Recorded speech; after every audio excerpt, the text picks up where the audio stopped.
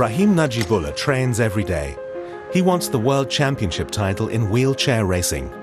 A mine shredded his legs when he was 7 years old. He was flown to Germany for treatment and learned the language. Back in Afghanistan, he got a job with the German military. I worked for the army as an interpreter and a translator between Afghans and Germans. It was a good job, but a life-threatening one. Anyone who's worked for the Germans or NATO becomes an enemy of the insurgent Taliban. They say I'm working for the enemy, so I'm an enemy of my own country. But who is my enemy and who's my friend? Whatever side I'm on, I'm a friend to one and an enemy to the other. Hundreds of Afghans work at the German camp Marmal in Mazar-i-Sharif, like Rahim Najibullah once did. They're guards, craftsmen, cleaning personnel and interpreters. Najibullah openly admits his affinity for the Germans. For him, the job was a chance of a lifetime. Still, he takes a critical view of the NATO mission, saying it's failing to stabilize Afghanistan. The goal was to get the people waging war to stop fighting, so the Afghans could rebuild their own country. The land is very, very rich, but we aren't able to rebuild.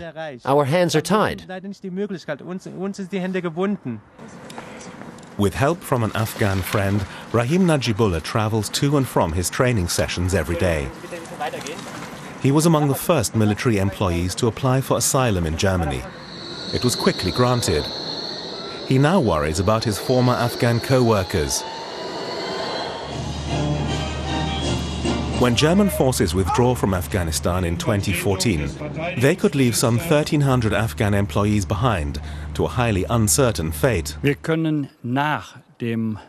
When we withdraw from Afghanistan, we can't think, as Schiller wrote, the more has done his duty, the more can go.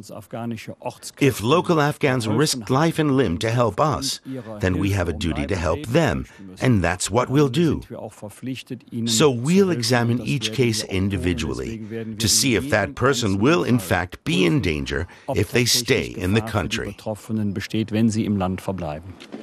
But German Defense Minister Thomas de Maizière would prefer to leave behind as many Afghan employees as possible, saying they could help rebuild Afghanistan. And if they feel threatened, they can assume another identity.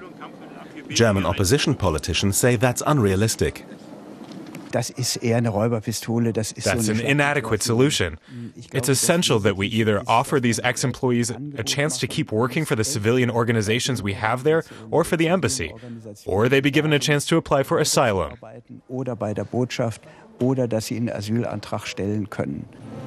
Koenigs thinks no former employee can hide for long. The Taliban will find whomever they want to find. Threats to their families and blackmail are the norm. They even kidnapped the child of a former interpreter. Koenigs says those in danger must be gotten out, quickly and unbureaucratically. If we decide we have to help these people because their assistance to the German armed forces and, by extension to Germany, has put them in very immediate danger, then we can grant them the right to residence, even without a formal application for asylum. The existing laws allow for that.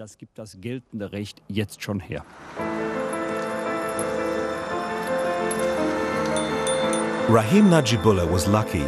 He got out of Afghanistan 3 years ago. Now he has a steady job with a social service provider in Berlin. He earns enough to support himself in his own apartment.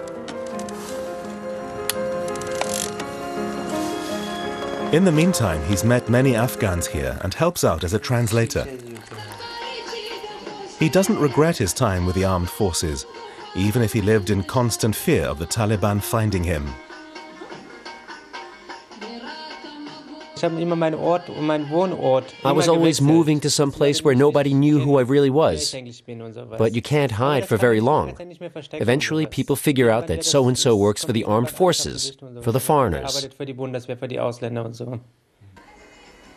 The regular civilian employees of the German armed forces can't come to Germany on their own. And they can hardly be safe and secure in Afghanistan. They try to find a way to stay there. But if there's just no possibility, if they're seen as a traitor, they have to leave the country. Rahim Najibullah sees himself as a German, even if he sometimes feels homesick for Afghanistan. And if he becomes the world champion wheelchair racer, it'll be for Germany.